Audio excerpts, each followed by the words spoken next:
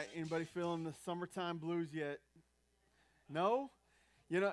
We get into this time of year already, and it's like, what do we have, like 100-degree days this week? And you're like, oh, I'm just worn out from it. I hate to tell you, summer's only been going for like 3 weeks. So I don't, we got a lot of this heat left, but what we just played there, what that kind of points to is this idea, this ideal that we have for ourselves is that, man, summer is going to be something. How many of you have kids that are enjoying the summer right now, or at least are you enjoying the summer because of your kids? I'm not sure how that works right now.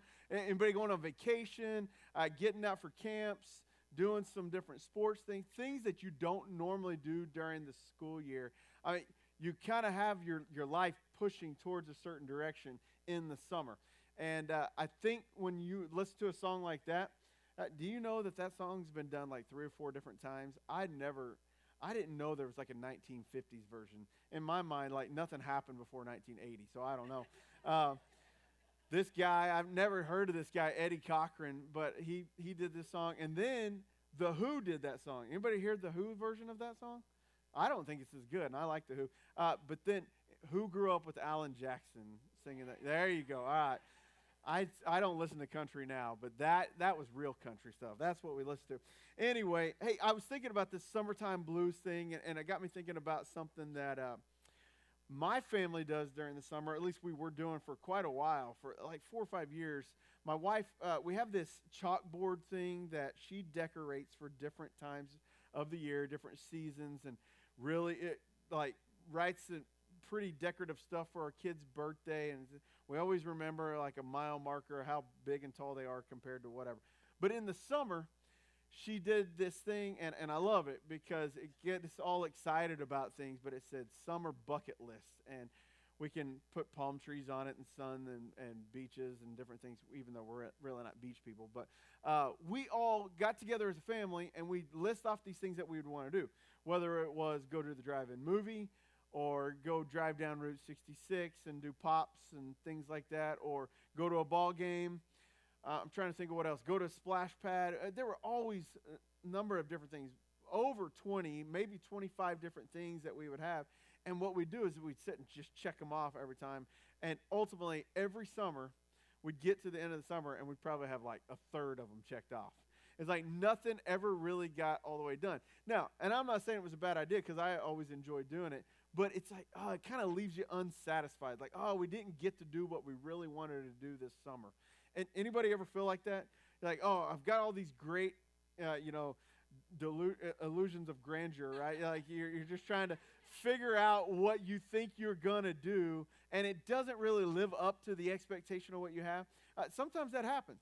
And really what we're talking about today, you can also see that happening in this guy named Solomon and his life.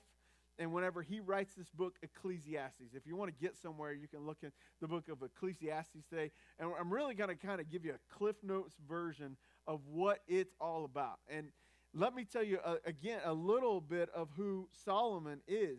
Solomon was a guy who had everything in his life. And it wasn't just because of who his daddy was, all right? Now, he was a king, and he was in a line of kings. You guys have probably heard of King David. He wasn't the first king of Israel, but he was the second and replaced this guy named Saul. And David had a fall, and David, a lot of bad things had happened, but David continued to follow after God's heart. Well, Solomon was a part of that lineage, and he becomes this next king after David. And Solomon could not, in his own mind, live up to the expectations of who his dad was as king. Now, we wouldn't know that because Solomon had a lot of stuff. We wouldn't really think that. But there is a specific passage, if you look in 1 Kings chapter 3, you can kind of see this unfold, where Solomon's having this kind of inner turmoil, like, I don't know what I'm supposed to do as a leader. Well, ultimately, he's asking God, what do I do, what do I do, what do I do? God shows up to him in this dream, in this vision, and says, hey, just ask anything. You ask anything you want, I will give it to you. And Solomon, if you know the story, he asked for wisdom. When Solomon asked for wisdom, God sees his great humility, and because of that great humility, God says, I'm going to give you wisdom, and I'm not just going to give you wisdom, I'm going to give you everything else. I'm going to make you famous so that I can become famous. Now, in the midst of all this stuff, Solomon becomes the wisest person in all the world. He also becomes the most rich and famous person in all the world. There were people who were traveling great lengths to come and sit just to listen to Solomon and his wisdom. Now, we have some of his wisdom written down for us. Actually, you know that Solomon wrote down over 3,000 different proverbs. Now, we have only a few of those in the Bible, and we have 3 different wisdom literature books that he penned with Proverbs and Ecclesiastes and Song of Solomon. You guys want to do a good date night, go read Song of Solomon. All right, there's some good wisdom literature there. I really want to encourage you to do that. But Ecclesiastes is really eye-opening because we see Solomon and all his wisdom from the later part of his life. In the later part of his life, he's looking back on life and thinking, you know what? I need to teach some people some stuff of what I thought I knew, and what they need to know is not really a thing, okay? So when you look at Ecclesiastes, he is going from the end of his life kind of saying, man, let me tell you something. Let me teach you something. And he actually, in the first verse, he kind of sets up this illustration like the teacher or the preacher is going to teach you something, even though he's writing and he wasn't a teacher or preacher. He just had the wisdom. So he's kind of writing down this character in this book of Ecclesiastes.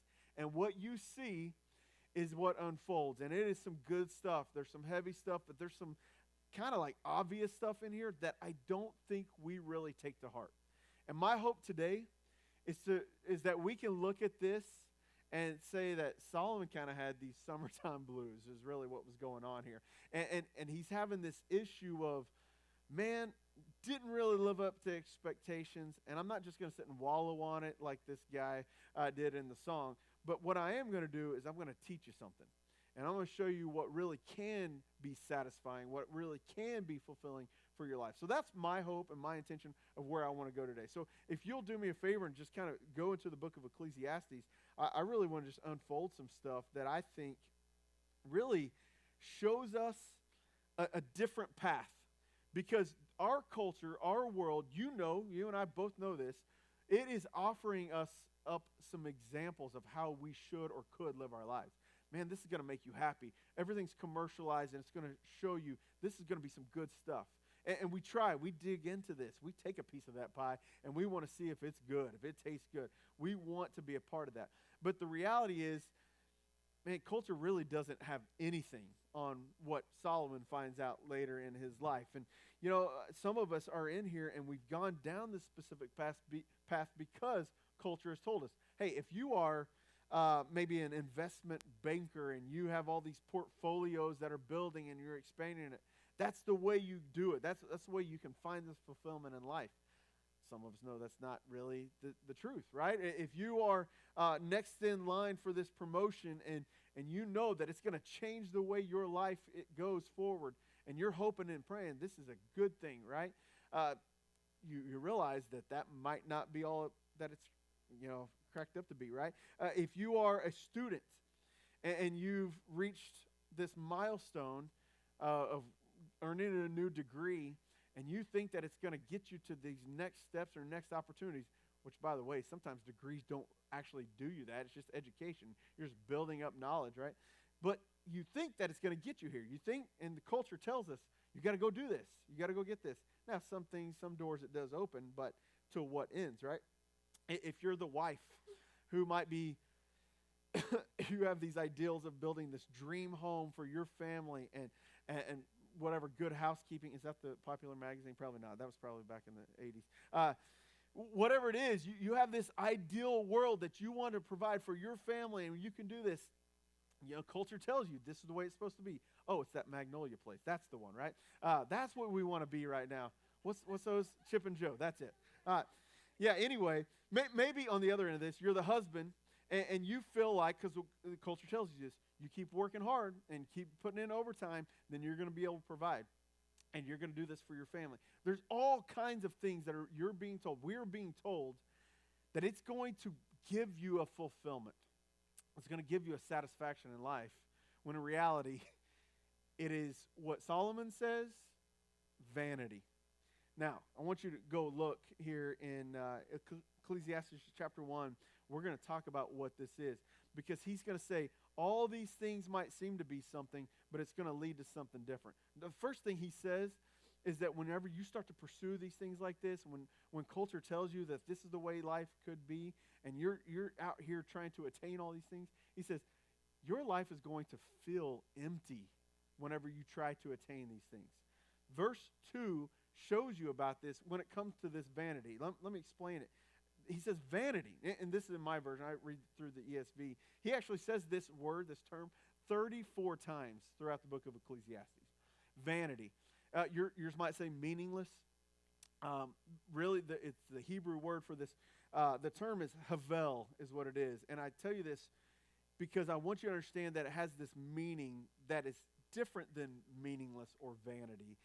The actual meaning of it really is this, concretely, it's this mist or this vapor, or you'll see it later on, a wind. That is the best explanation that we have for what this havel word is.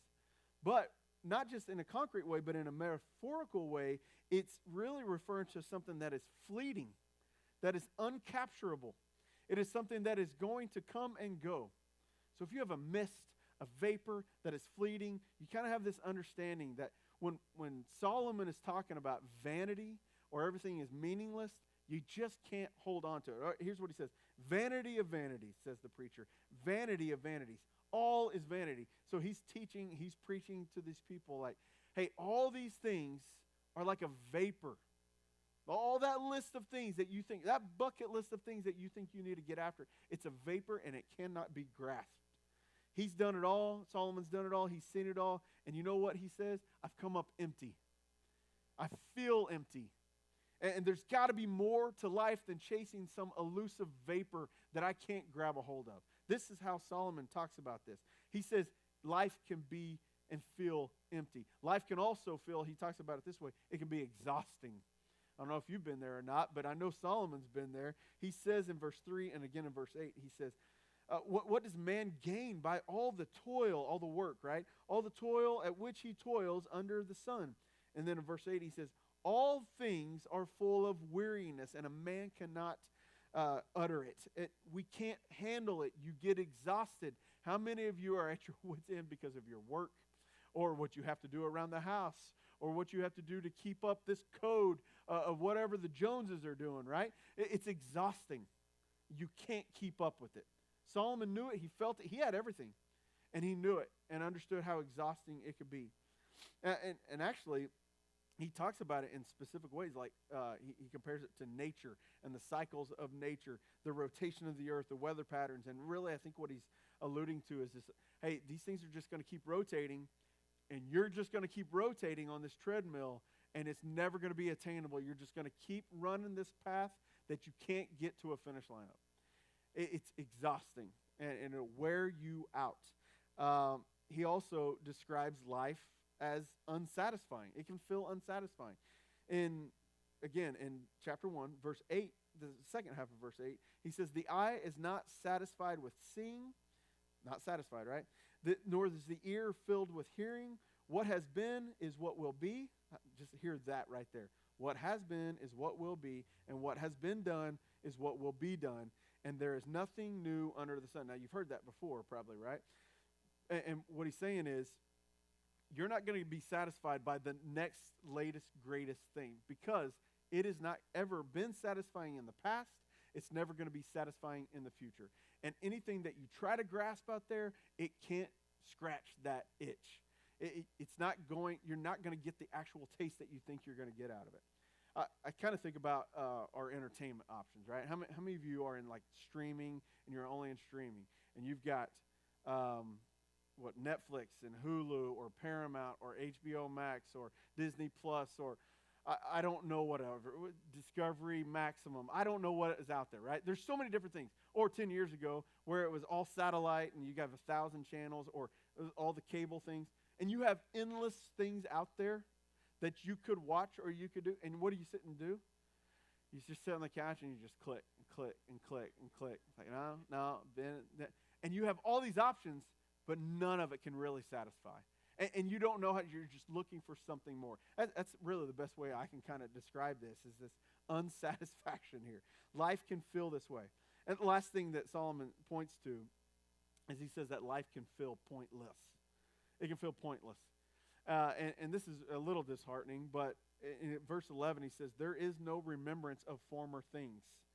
So all these things that have happened, you're not going to remember it, nor will there be any remembrance of later things, yet to be among those who come after. Okay, really what he's saying is this. You, as a person, you're not going to be remembered. Some of us who are trying to be famous, it's a little hurtful, right? You know, I'm not saying I'm trying to be, but it's like, man, I thought that I was running for this, and I was going to get this job or this, and you're not going to be remembered. Nobody's going to remember you. And here's the example I would give.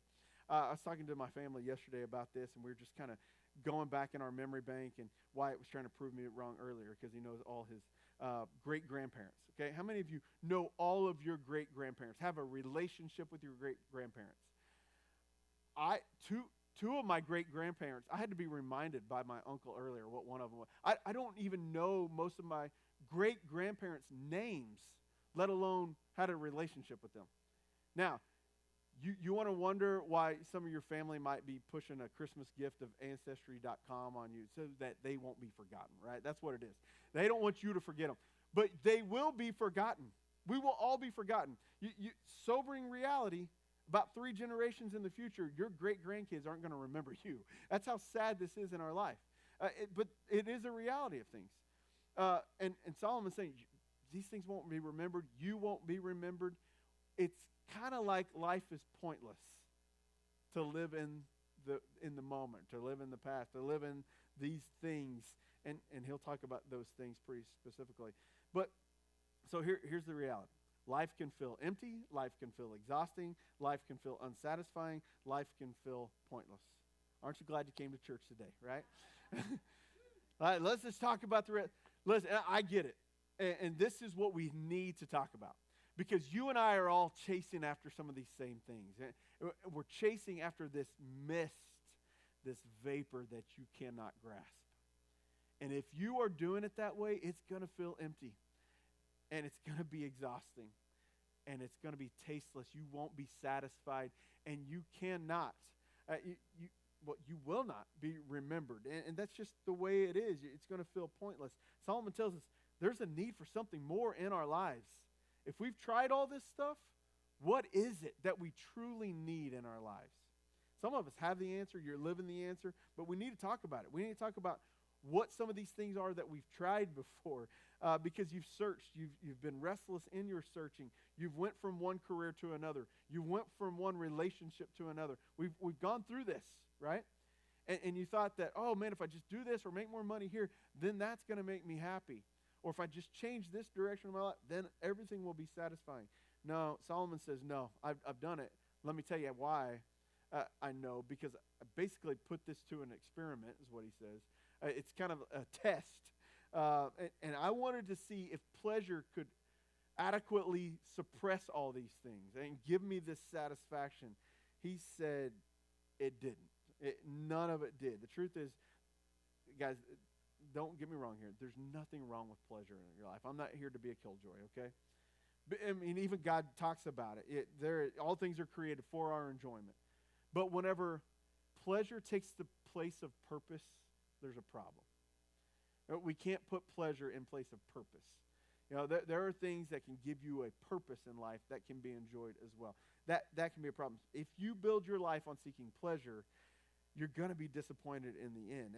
And I find it interesting that the things that he wrote down 3,000 years ago are exactly what we deal with today. We can talk about the Bible as, oh, it's old-fashioned. All those people in Bible times didn't have all this stuff. Well, let me show you what Solomon had that I think we have here today, okay? He talks about it. Solomon says in verse 1 of chapter 2, if you fast forward there, he said, I said in my heart, come now, I will test you with pleasure. I'm going to try to find pleasure to fill and scratch this itch, right? Enjoy yourself. He says, but behold, this also was meaningless. It was vanity. It's this vapor. He tried this. Let's just go down the list of things. I'm not going to read every verse. But if you look in verse 2, he tries laughter. And this is what I like. I like to laugh at things. I like to watch comedy specials. I like to just laugh at people. Honestly, just go watch people, and they're funny, even when they don't know it. I'm not trying to make fun of people. I'm laughing with them, right? That's it. But what he did, he brings in the best comedians. He probably has these court gestures, so that looks a little different than our time. But none of it fulfilled, right? So laughter didn't fulfill. He had to keep looking. So he tried partying. Now, is that still a thing today? I mean, he says, I tried cheering myself with wine. Don't raise your hand, but have you been there? Tried to cheer yourself with wine? I mean, he's experimenting with alcohol. Basically, at the same time, he's saying, but my heart still guiding me in wisdom. And all I can think of is he's basically saying he's a functioning alcoholic. But he's trying to cheer himself with wine. Did that work? No. So what did he say? I tried projects. Look through up to verse 7. Solomon has all these projects going from 4 to 6. Actually, he says, I undertook these great projects. What are some of the projects? He spent 7 years building this temple. The same temple that would have been around in Jesus' time before it was destroyed, right? 7 years, thousands and thousands of workers on this project. It took him 13 years to build this palace that he lived in. He built great gardens and waterfalls and an aqueduct system, all these things that you would have marveled at in ancient times. Project upon project. What do we do in our time? Got to perfect the man cave. I got to redo the kitchen. I got to turn and flip the house. I got to do these projects, keep myself busy. We do all these things that we think are going to bring us this pleasure, this joy, this satisfaction. Solomon says it didn't do it. There was no joy in it. It doesn't last. The paint is going to fade. You're going to get hail damage on the roof when you redo it. You're going to get a scratch in the new wood floor. Whatever it is, it's not going to last. He tried the project. He tried power. He had power. He had it all. Solomon had people under him waiting on him wherever he went, right? You kind of get this idea of the palm leaf and the grapes or whatever. He's doing it all. It was said of him that he sent people to a neighboring mountain, the mountain Mount Hermon, so that people could go grab ice from the mountain to bring back and cool his drinks off. That's some power, man. I need a snow cone. Can you go to the mountain over there and go grab it? I don't know how that worked, but you talk about power. And he was being waited on all the time. Now, we think, I don't have that kind of power. And I'm here to tell you, yes, you do. You got a dishwasher. You got clothes that can be cleaned in these appliances. You have all kinds of, you go to a restaurant, people are waiting on you. You have power. You've got more power than 90% of the world with your wealth. And people are waiting on you. Some of you have employees under you, right? And you have power. Some of you even have a housekeeper. And I'm not saying either one of those things are wrong. All I'm saying is we live in a culture where we have power. We try it, and it doesn't satisfy. Solomon recognizes it and talks about it. He added to his possessions as well. Possessions were something that is absolutely a thing for us. And in his world, it was livestock, and it kind of talks about that. He said, I own more herds and more flocks than anyone, and I don't know what that is for us. Maybe it's vehicles. Maybe you collect boats. I don't know. Anybody collect boats? I'm not saying there's anything wrong with that, but you've got possessions. We have possessions. We have things in our life that we probably don't need in our life. Solomon had the same thing. He accumulated money. He said, I amassed silver and gold, and some of us are very good at collecting money and putting away investments and treasures in the forms of stock or real estate. Again, not a horrible thing, but does it give you everything that you need to satisfy you? It is a vapor. It's something that will dissipate. It can't be grasped. And then he also talks about trying music. I think this one's fascinating because it says that I acquired male and female singers. And all I can think about in my mind is like he had like his own little Nashville in his palace. I don't know how that works. Like he had all the talent in the world. And if he wanted to go to a concert, he didn't have to go anywhere. It was there for him. And you're like, well, I don't even understand that. Yes, you do understand that.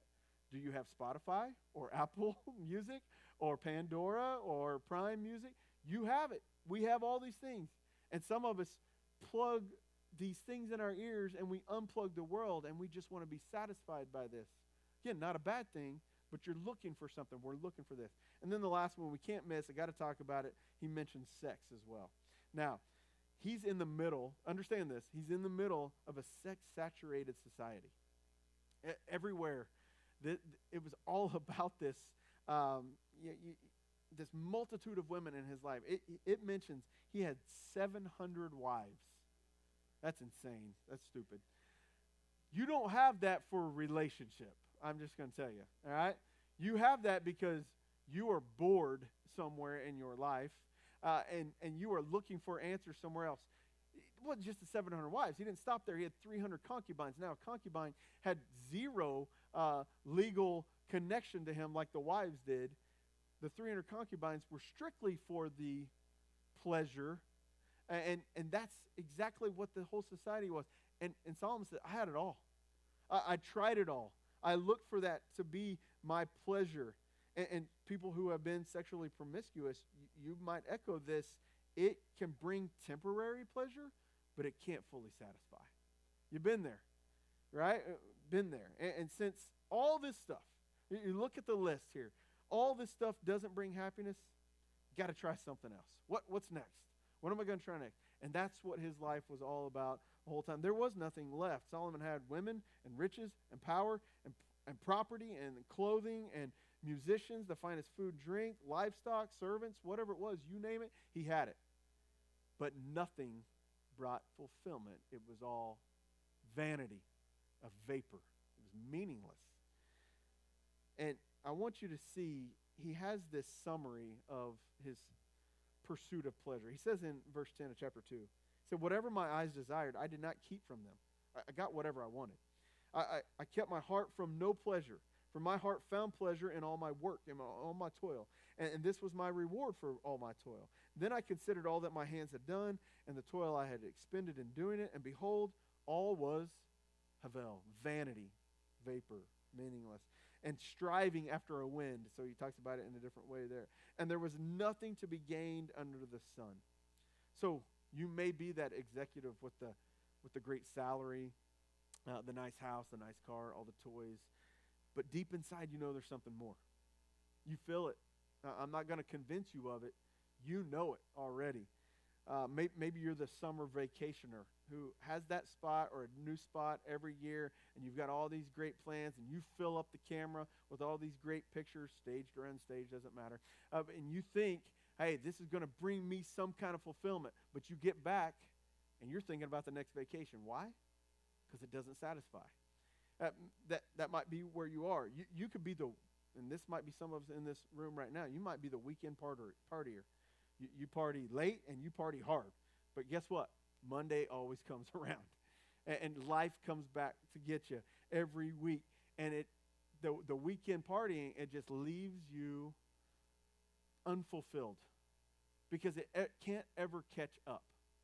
So kind of put yourself in these situations. Understand that Solomon is not some ancient guy that had these weird, abnormal problems. No, it's the same problems that we deal with. Pleasure is elusive, and we become restless trying to get it.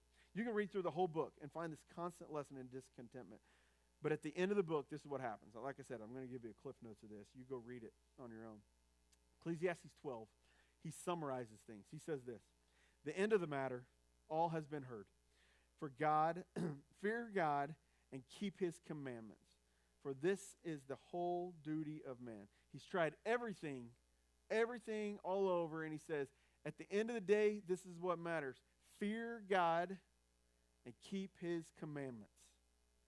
Solomon, this guy who had 700 wives, 300 concubines, a palace that took 13 years to build. He had it all, right? Money, riches, anything, anyone that he could buy, he was going to get. Long list of magnificent accomplishments as well when it comes to architecture and different things. And Solomon simply says this, I had all that, but just fear God and keep his commandments. That's where you find fulfillment. There's two ways that we can see fulfillment here. The first way is that fulfillment is going to come from the right person. We talked about the extramarital affairs that he had. And he boils it down to, it's just about one relationship. It's about you and God. If you have a holy, reverent fear of God, and you understand that he's your maker, and he's the one that's in control, that's when you can understand fulfillment. And that really connects to the other one. But whenever you see this, he's talking about throughout the book, you see over 100 different times, you see this language like me, myself, I. It's all about me. It's all about us. It's all about what I want, what I've done, and all this. And whenever we get to this idea all the time, people, unfortunately, through history, it's all about themselves. It's all about what can we do for us? What can we do for me? It's not about, you know what? He realized it. It's not about Solomon.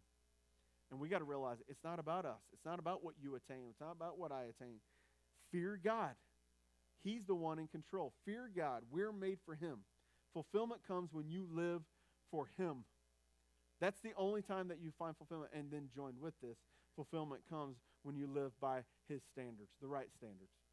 Now, this is where it gets a little dicey and tricky, because a lot of people will trounce on the church, be like, oh, they care about our rules and regulations. I'm not trying to tell you anything about rules and regulations. I'm trying to tell you about standards. Because when you live in relationship with God, and you realize that you were made in the image of God, then you understand that your standard needs to be raised to his standard. And whenever you're not in full realization of who God is and who he is in your life and who you are in his world, then your standards are lowered, and it becomes all this vapor, all this mist. But fulfillment comes when you're living with the right standards. And so let me try to focus this in. I think in the Old Testament, maybe what Solomon was saying here, like, okay, you're reading this, and like, okay, I got these 10 commandments here, and I know how to live for this. These things, these rules and regulations. He said, no, it's not about those. Okay, well, you know, the Jewish culture had over 350 laws, regulations that people were to keep. You can't keep up with that stuff, right? You just can't. I think that's where we're on the right side of history.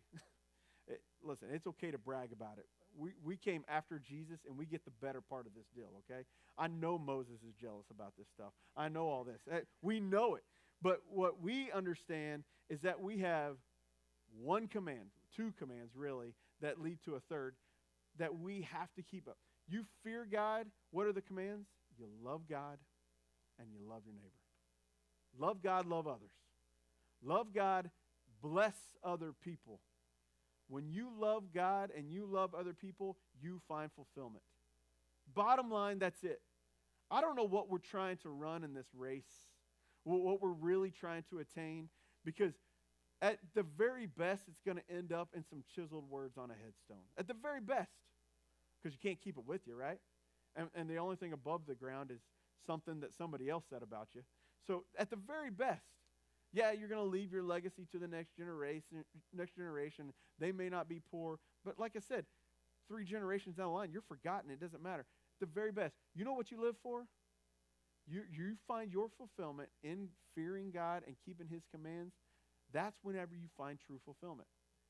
And we could probably pick across the room, and I could ask people to raise their hand, and you can come and tell me, this is how I know this is true. Because I've lived Solomon's life.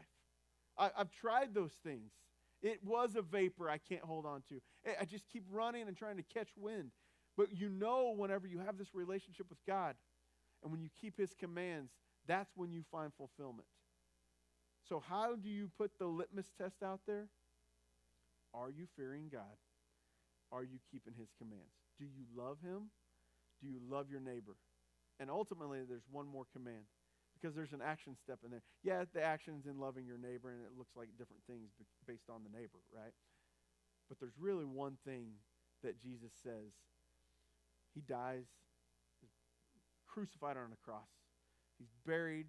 He raises again, and he still has one more goal for us before he ascends. And he says, I want you to do one thing. I want you to go. Don't sit on your tush any longer. Get fat and sassy, right? Number one, it doesn't work.